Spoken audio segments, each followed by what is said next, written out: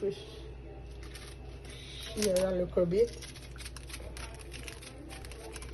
Yeah. Fish season. Fish season. The fish season. Yeah. Yeah, girl. Here. I do open fish season. Yeah, see? You can see fish season. Yeah. And I have the next fish season for yard. The real Jamaican fish season. You see it? That's the way I do my fish. That's her way. You heard. That's my way of doing my fish.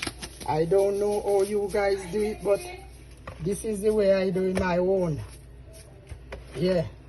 Put some garlic, onion powder. Yeah. Seasoning. Seasoning. Touch them. Yes. Then we put the old Maggi. Yeah. Maggi. The goodly Maggi. Yes. You see it? Wow. Yes. So well proper season. And I slice them that it get in the season. You know? When you eat these fish, you're eating fish. And taste the seasoning in it. Okay? Right way. Black pepper. You can see. Right? So I get it. That is the way I do it. Yeah.